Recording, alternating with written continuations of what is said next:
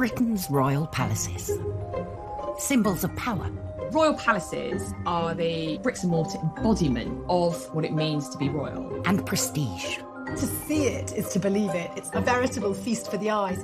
Packed to the rafters with incredible secrets. From royal courtships to royal births to royal marriages and scandals, the palaces have played host to all of that. In this series, we step beyond the Golden Gates. We all see inside the palace walls. You feel as if you were being let into a secret world.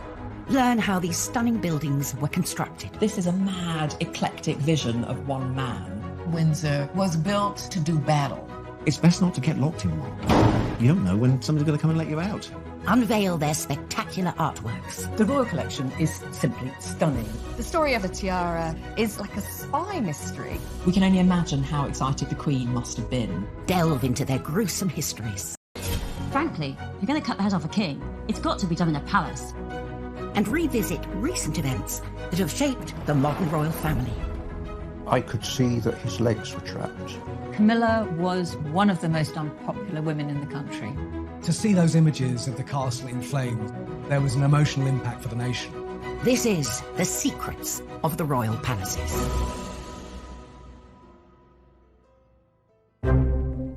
This time, we go behind the scenes with the builder who took on one of the most complex renovation jobs in the Windsor Castle restoration.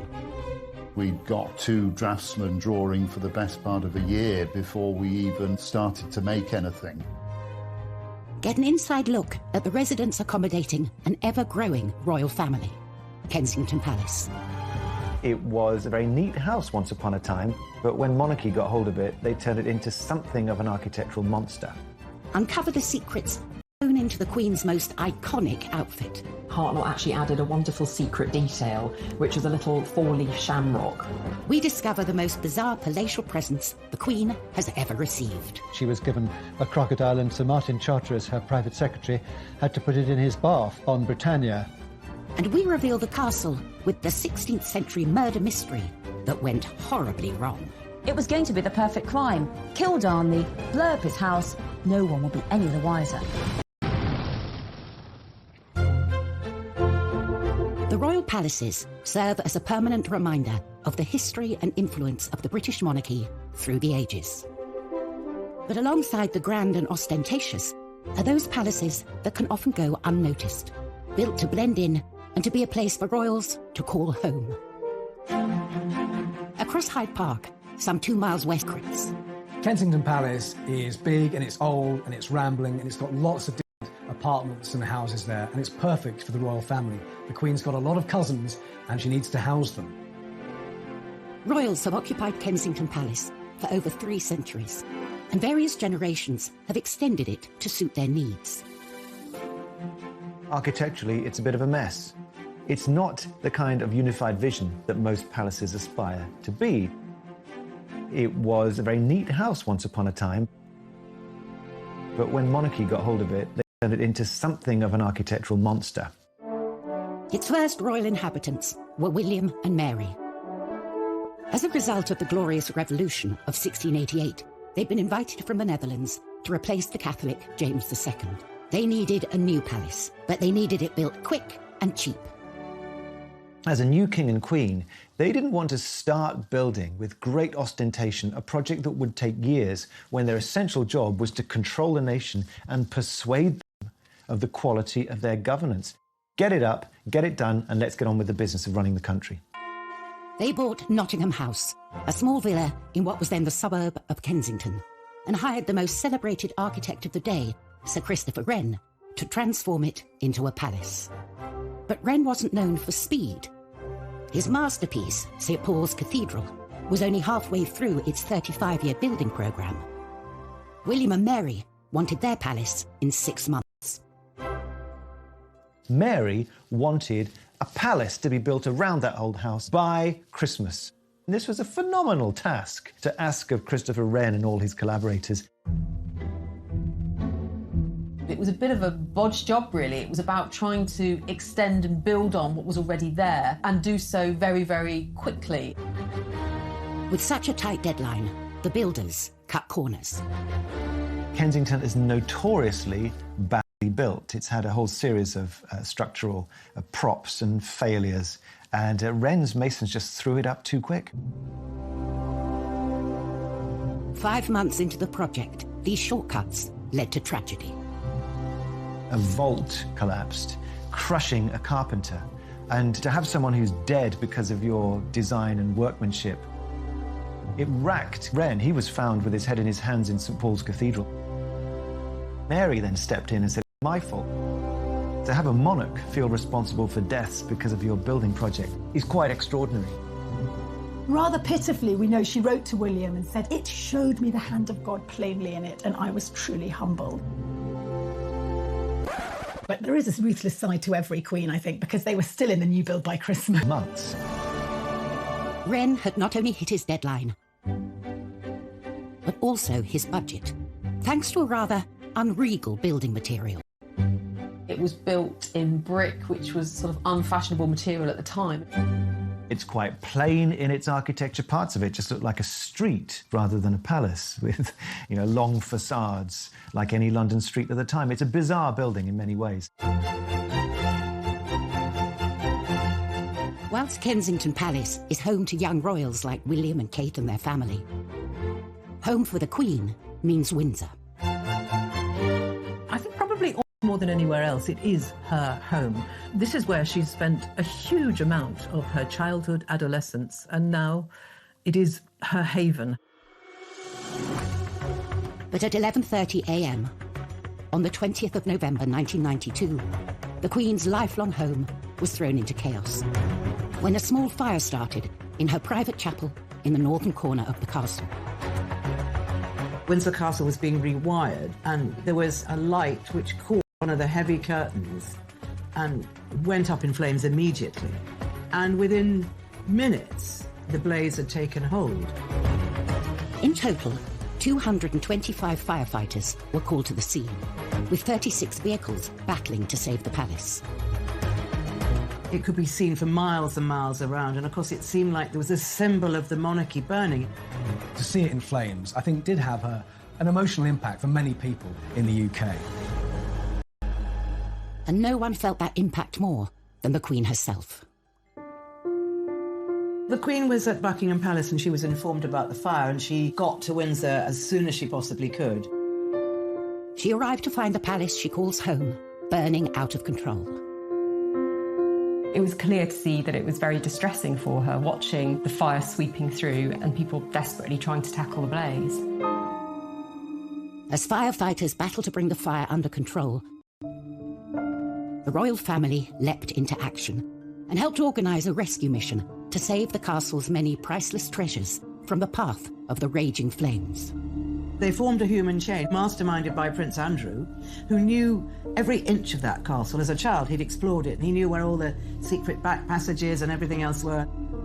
The Queen was shocked, but she is pragmatic. She gets on with it, and she realised that she had to be part of the effort to save what they could.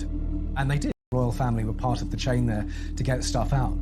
We can reveal that in the end, only 2 works of art were lost in the fire. The blaze took 15 hours to bring under control. What had started as a small electrical void, the iconic St. George's Hall. In total, 115 rooms had been completely destroyed. It was so dramatic and so terribly sad.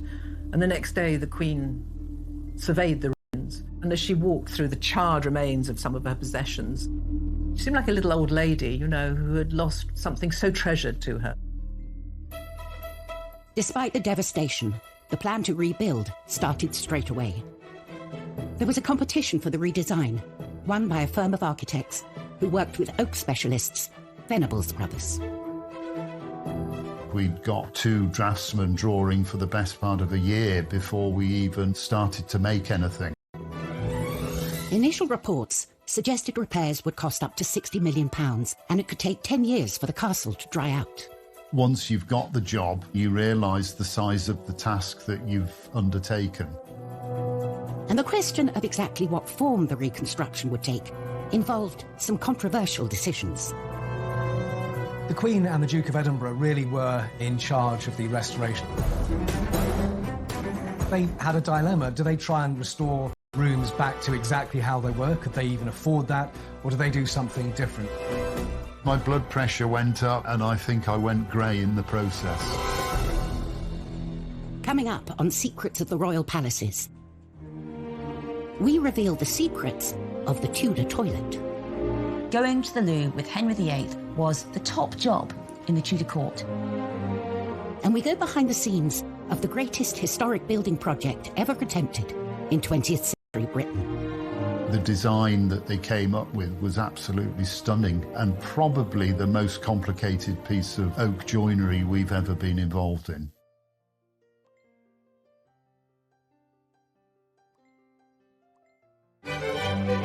Refurbishing royal palaces is a time-honoured tradition as young royals set up their homes. The Duke and Duchess of Cambridge converted offices in Kensington Palace into their new apartment. Charles and Camilla spruced up Clarence House when they moved in. And Meghan and Harry reportedly spent £2.4 million overhauling Frogmore Cottage. But these renovations pale in comparison to the monumental task that faced the royals at Windsor Castle. In November 1992, a devastating fire ripped through Windsor Castle, destroying more than 100 rooms. From the ashes came a radical plan to rebuild the castle, a plan the royal family would personally take charge of. There was a restoration committee headed by Prince Philip, who was extremely good at organising. The epicentre of the devastating fire, the Royal Chapel. It had been completely destroyed, but rather than rebuild it, they came up with a whole new concept, the octagonal lantern lobby. Chuck Venables and his brother were the oak specialists chosen to take on the job. The design that they came up with was absolutely stunning and probably the most complicated piece of oak joinery we've ever been involved in. The shaped ribs were so difficult to draw as they changed shape. We had to form them in plasticine. And there was no getting away from the palace residents. Prince Philip has always been very keen on design, and he's extremely artistic. I'm sure he had plenty to say. I remember the first time I met Prince Philip on site. It was very pleasing to talk to him and see that he understood what we were doing and wanted to make sure that it was put back properly. After 18 months of hard work on the lantern lobby, all that remained to be fitted was the pièce de résistance, the lantern itself. For Chuck, this was a heart-in-mouth moment. We'd never actually got the chance to check that the lantern or the lid would fit onto the roof, so we were all very, very nervous. To add to the pressure, the boss decided to check on their progress. The Queen opened a window and started to watch what was going on. So, of course, everybody was absolutely petrified. Finally, we got the message to say that it fitted. The room had completely transformed, but the royal family wanted to mark the site where the terrible fire had started. Prince Philip left his own mark on the new lobby. Some of the stained glass windows in the chapel were designed by Prince Philip, and they depict some of the happening of the fire into the new fabric of the castle. A permanent reminder of the fire, forever etched into the historic building. As well as the creation of the lantern lobby, all the staterooms have been carefully restored to their former glory. I think the restoration work at Windsor Castle has been done really well. The detail and the intricacy of the work is plain to see. Only 5 years to the day of the fire, the castle was reopened with a lavish ceremony. Reconstruction costs had come in at just over half the initial estimate. For recognition of their work, he and his brother were invited to attend. The Queen walked straight up to them and say how much she loved the restoration work. This wasn't just about restoring the Queen's home, it was about preserving the heritage of this country in many ways. When you look at the pictures of what it was like after the fire and how it looks now, I think the restoration there has been fantastic.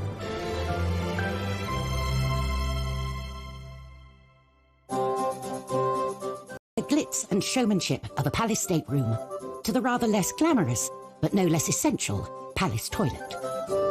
Every castle needs them, but in the past, royal toilets have held some extraordinary secrets. At Buckingham Palace, the Queen and her entourage have access to 78 modern bathrooms. In the time of Henry VIII, what you did in the privy said a lot about you. Henry VIII's court numbered around 1,000 people, from nobles to servants, and they created the most huge Tudor mountain of human waste you can imagine. And that's why so often Henry VIII was always moving palaces. He moved between Whitehall, Richmond, Hampton Court, Windsor Castle, so that one poor palace could have some time to be clean. And also in the summer, he went off to nobles' houses, so they had to sort out all this big, dirty, waste-creating court. And apparently within a couple of days of the palace being filled by the courtiers, already the walls were black, it was sooty, it was grimy, and there was lots of unwashed bodies. But the worst of all was the human waste. Let's face it, Henry VIII, he liked those giant royal banquets every night, those Tudor meat feasts, and next morning it was one massive rush for the Tudor loo, and it was often called the Great Easement. And there was a real hierarchy of the toilet at Henry VIII's court. For the poor people, they had a group toilet, 14 or so people going to the loo together, and it was a bit like sitting together on a tube train, and all the waste fell into the moat, so it wasn't really very hygienic. The worst job of all was the royal gong scourer, or the royal toilet cleaner, all day long cleaning up toilets. The next one was the aristocracy, the nobles. They used private lavatories. At the top was Henry himself, who had a velvet box that travelled with him. And when Henry used his royal box, he was attended by what was known as the groom of the stool to help him onto the loo, and also any ablutions that might be needed while Henry was using the toilet, as Henry got more and more fat and gouty and ill. Every man wanted to be the groom of the stool, because you got to talk to the king one-to-one in his intimate moment, and you could tell him what your family wanted in terms of money. So going to the loo with Henry VIII was the top job in the Tudor court. Lucky, lucky you. Henry VIII's vast appetite for food was matched by his appetite for ostentatious palaces, and he wasn't the only one. King George I was out to impress with his extravagant interior design decisions. Kensington Palace was created by Sir Christopher Wren by extending and redesigning Nottingham House. It was done on a budget and in a hurry. From outside, it looks unremarkable, but within its walls lies another world. Once inside, you must think, so this is what it is. This only reveals itself to those privileged enough to come inside. It is a hidden labyrinth of diverse and, on occasion, wonderful rooms. These extraordinary interiors came about during the reign of King George I. Finding Kensington very agreeable, George decided against a dramatic remodelling. Instead, he opted to create the illusion of grandeur through some clever painting. Controversially, he hired painter William Kent, who'd never worked on a royal palace before. I think the choice of William Kent is interesting. He undercuts the royal painter by several £100s, and he's an outsider. He's a sign painter from Yorkshire. George's gamble on Kent paid off. For the last 300 years, visitors to the palace have been immediately immersed in the colourful world of the Georgian court.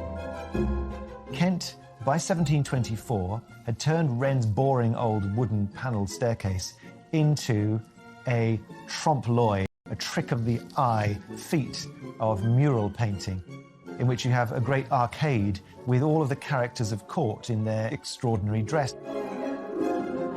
There are over 40 from the court, and one of them is Kent himself. He shows himself with his mistress. The lively scene also includes some of the lowlier members of the court. Mehmet and Mustafa were Turkish prisoners of war who became trusted servants to George I. Mehmet was the only person who was to look after his piles, so that's a particular badge of honour. And you'll also spot Peter the Wild Boy, a child who was found wild foraging in the woods in George I's native Hanover. It's always been a bit of a game. Who were these players on the walls? And you can, of course, go and see them today and try and work it out for yourself. George now had rooms fit for a king, but Kensington, Melusine von der Schulenburg. She was a rather stick-like character and was known as the Maypole. The Maypole had to have new accommodation, so the masons arrived, the brickmakers, and up was thrown a new courtyard for her accommodation. With her self-contained apartment complete, the king would visit the Maypole, regular as clockwork, between 5 p.m. and 8 p.m. every day. In many ways, I suppose George I might be said to be a king who had his cake and wanted to eat it. So the layout, I guess, reflects this rather self-indulgent character of George. The creation of this courtyard is just another element thrown up in Kensington in a long series of revisions and afterthoughts and immediate needs. It was a labyrinth. Later generations have made good use of George's additions to Kensington Palace. In 1981, Charles and Diana moved into the same building that had been home to the Maypole. After Diana's death, the apartments were converted into office space and staff quarters, and haven't had a royal resident since. Coming up in Secrets of the Royal Palaces, we reveal the strange practices that went on in the Kensington Palace orangery. Queen Anne ended up using it as the place where she performed the age-old practice of touching for the Queen's evil.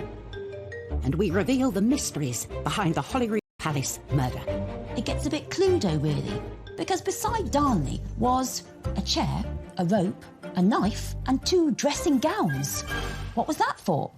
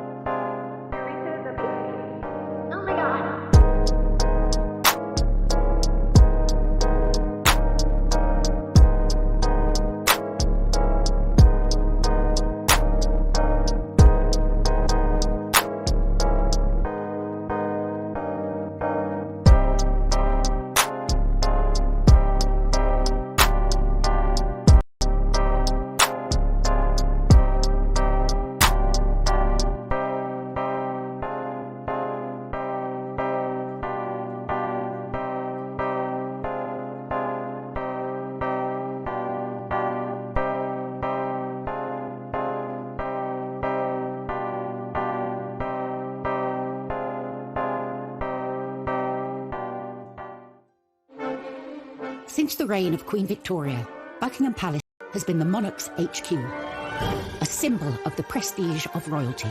But that celebrated reputation was brought into question when one particular monarch moved in. Victoria's promiscuous son Bertie is known to have accommodated dozens of mistresses during his time at Buckingham Palace. So, Edward VII, he was Mr. Mistress. Let's put it that way. There was mistress after mistress. He was known as Edward the Caresser because there were so many of them. And in Europe, well, that's when Bertie indulged himself with courtesans and the best ladies of the night. There is in Paris a special chair he used. It's the weirdest looking thing you can imagine. You used to look at it thinking, how on earth did he use that? It was because, by this point, he was hugely fat. So he basically used this chair for him to sit on, and at least one lady beside him, probably 2, they had to do all the work and he just sat there. The Playboy Prince of Wales became in 1901 and took up his position at the grand and sophisticated Buckingham Palace. I think a lot of people hoped that when Bertie came to the throne, he'd stop it with all the girls and finally focus on his long-suffering wife, Queen Alexandra. But that wasn't the case. He just carried on with the mistresses, and one he particularly wouldn't let go of was Mrs. Alice Keppel. And what a coincidence, because she is actually the great-grandmother of Camilla, Duchess of Cornwall. Well, certainly Alice Keppel was a very successful mistress to Edward VII. He was always devoted to her, even though there were other ladies around. And the king had a very short reign because he was pretty old and pretty ill when he came to the throne. And when he was finally dying, Alice was brought to his deathbed. I mean, unimaginable. Apparently the Queen allowed this. The deathbed at Buckingham Palace should be so dignified, so solemn. And Alice gets hysterical, shouting, "What's going to become of me? Me!" and gets hustled away because of all the hysteria. I think the biggest rebellion Edward VII could ever make against Victoria and her vision of the moral monarchy was to have his mistress at his deathbed in Buckingham Palace. On from one monarch to the next. With so many palaces to their name, it's up to the monarch to decide who lives in them. There's one palace that's proved incredibly popular with the family and houses more royals within its walls than any other. Kensington Palace. For over 300 years, it's been something of a royal housing estate. Kensington Palace is one of the most populated palaces and also one of the most popular palaces with the royals. You've got the Cambridges, the Department 1A, Princess Eugenie and her husband Jack Brooks back there, and the Gloucesters. I mean, the royals are very much packed in to Kensington Palace. It's like a little royal village in the centre of Kensington. Over the centuries, the palace has been altered to accommodate the extended royal family. But its most impressive building wasn't built for a royal. Its purpose was to grow fruit trees in. The orangery was commissioned by Queen Anne in 1704. It was all about housing her exotic plants, in particular her citrus trees. She was very worried that they were going to get frostbite. But, you know, being a queen, she didn't just stick up a greenhouse. Anne instructed that her orangery should be both functional and beautiful. What she managed to achieve there was something harmonious, beautifully organised, very clearly functional, purposeful. It had ducts made of brick underneath the floor so that hot air would be swept in and would allow these oranges and citrus to grow throughout the winter. The interior had fine plasterwork, the exterior very beautifully modelled brickworks. It's a building designed to be seen. Costs for the orangery more than doubled during construction. Inside, elaborate decorations were created by celebrated woodcarver Grinling Gibbons. To see it is to believe it. It's absolutely delightful. It's a veritable feast for the eyes. So lovely was Queen Anne's new orangery that she found it too good to use only for gardening.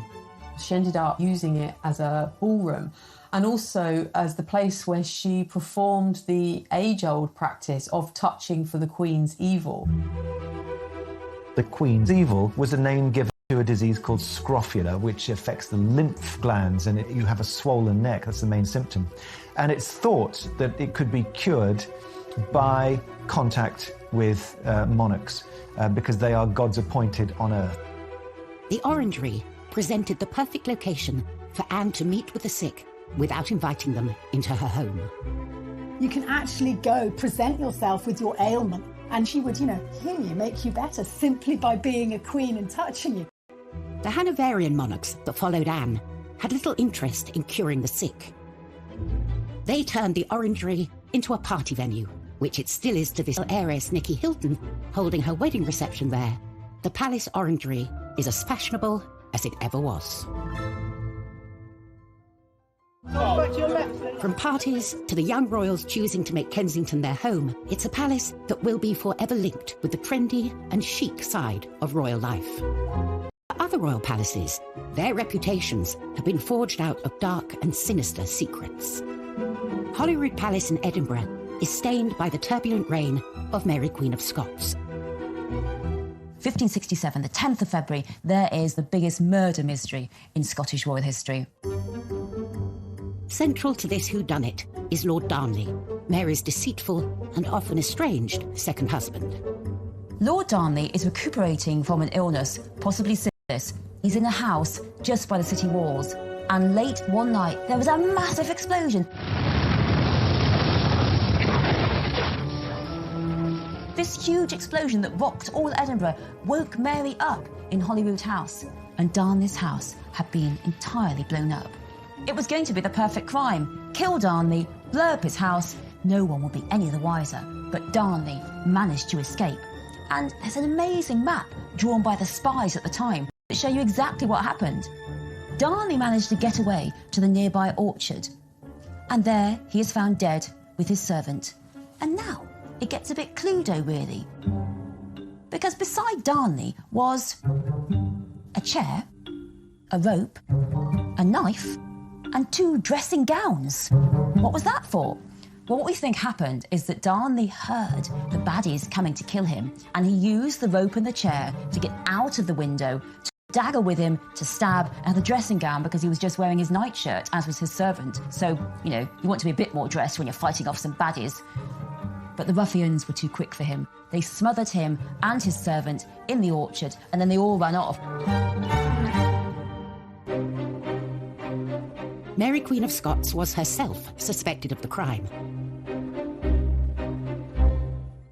Years later, the murder of Darnley was still being blamed on inhabitants of Holyrood House. During the Victorian period, the maids said to visitors that there was a Darnley bloodstain, and they used to charge visitors a couple of pennies to go and look at this Darnley bloodstain, but actually they'd put it on themselves. So if you ever go to Holyrood House and you're offered a chance to see the Darnley bloodstain, it's going to be made out of red food colouring.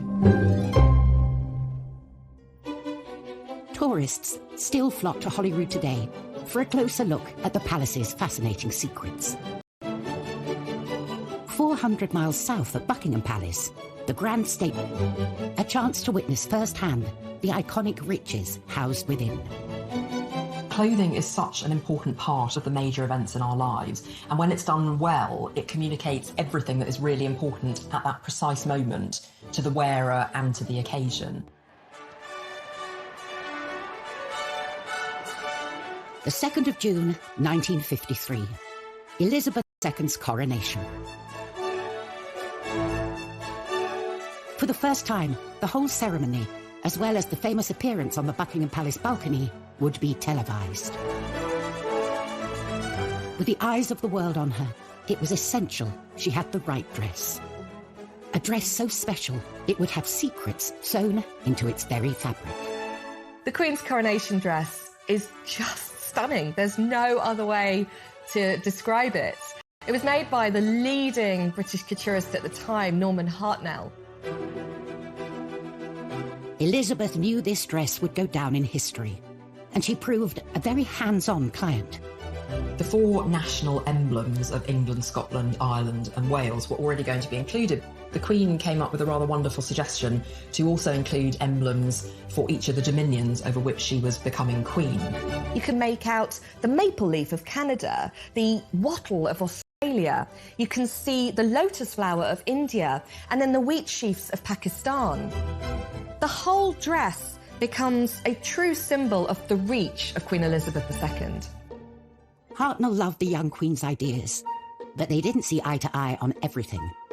Originally, Hartnell represented Wales with the emblem of the daffodil, and he was slightly put out when he was asked to replace it with the rather less glamorous but more official Welsh symbol of the leek.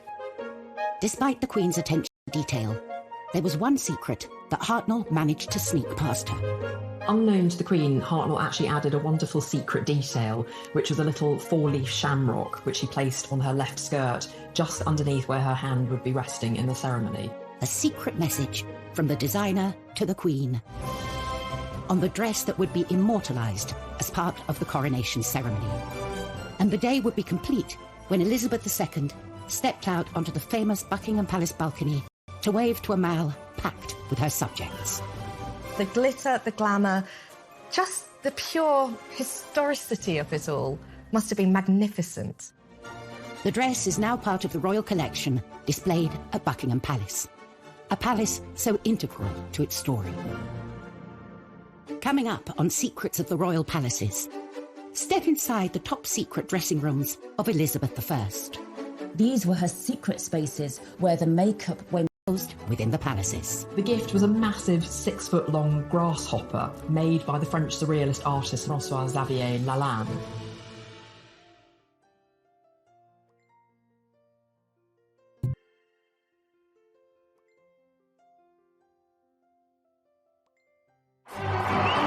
Throughout history, royal palaces have been the site of official ceremonies and royal duties. But when the crowds depart and the cameras turn off, it's a different story.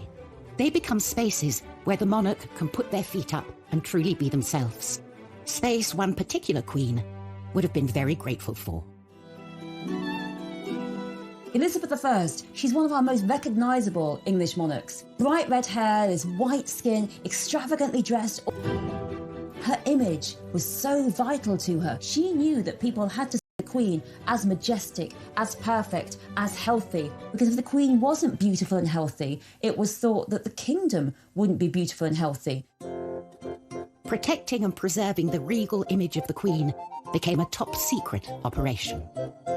Her palaces on the Thames, Windsor, Hampton Court, Richmond, Whitehall, whichever palace the Queen was holding court at, she had a suite of rooms called the Privy Lodgings, each more secluded from the court than the last. These were her secret spaces where the dress, where the makeup went on, and no man could go. Only her private ladies went with her, and they helped her with her makeup. And the secret of what lay behind Elizabeth I's incredible image was one not to be revealed. Elizabeth's makeup was incredibly toxic. You know, it would be completely illegal today.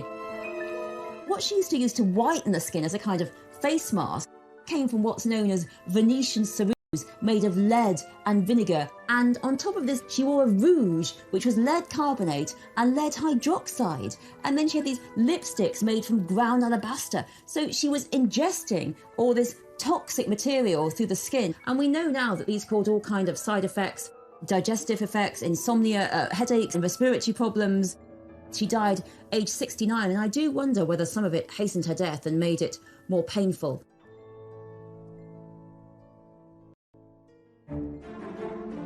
Whilst monarchs through the ages have felt the pressure and politics of keeping up with royal expectations, it's certainly a job that comes with some impressive perks. Gifts are part and parcel of being a royal. Cellars and storerooms at Buckingham Palace and Windsor are full of trinkets and oddities given to the Queen and her family over the years. One of the times when gifts are exchanged are during a state visit. When you think that she's been on the throne over 70 years, and each year there's been at least 2 state visits, you can imagine the amount of things that she's collected. A treasure trove of wonderful and sometimes weird gifts. Over the years, the Queen has received some really bizarre gifts, from 500 tins of pineapple to horse semen, which was probably quite ideal for someone who is interested in breeding horses. She's also been given a whole host of exotic animals. One occasion she was given a crocodile, and Sir Martin Charteris, her private secretary, had to put it in his bath on Britannia. In 1972, the President of Cameroon even sent the Queen an elephant called Jumbo, which was put on a plane and flown over to Britain. One thing you don't want to do is give her something she's already got. One man didn't have to worry about that. The President of France, Georges Pompidou, was spearheading a project to open a new museum of modern art. So naturally, he wanted to give Prince Philip a suitably modern gift. And what says modern more than a gigantic insect? Behold, the grasshopper. Made by the French surrealist artist François-Xavier Lalande. It's made of brass and iron and porcelain. Only 2 of them were ever created, and the other version was sold at auction in 2018 for $1.6 million. It's not only a work of art. This bizarre animal has a practical purpose. It is indeed a fully functioning air-conditioned bar, and the insect's wings actually open out to become a drinks table. It's an incredibly fun period piece from the 70s, when having your own portable bar would have been the absolute height of cool. Today, the grasshopper is still standing guard at the entrance to the royal private apartments at Windsor Castle. Prince Philip was absolutely thrilled with it, and he wanted to put it in the drawing room, and he asked the superintendent whether he thought that was a good idea. And I remember the superintendent telling me, he said, Well, sir, perhaps by the swimming pool, might that not be more appropriate? The bold gift idea was clearly a huge hit. Anyone for a grasshopper cocktail?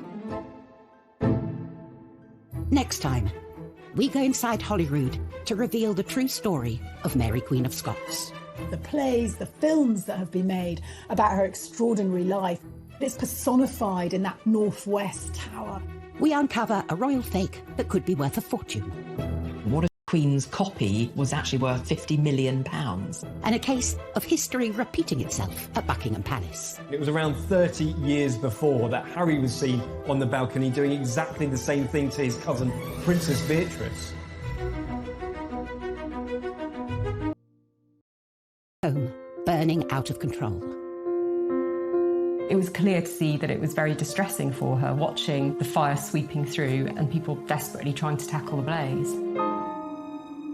As firefighters battle to bring the fire under control, the royal family leapt into action and helped organise a rescue mission to save the castle's many priceless treasures from the path of the raging flames. They formed a human chain, masterminded by Prince Andrew, who knew every inch of that castle. As a child, he'd explored it, and he knew where all the secret back passages and everything else were. The Queen was shocked, but she is pragmatic. She gets on with it, and she realised that she had to be part of the effort to save what they could. And they did. The royal family were part of the chain there to get stuff out. We can reveal that in the end, only 2 works of art were lost in the fire. The blaze took 15 hours to bring under control.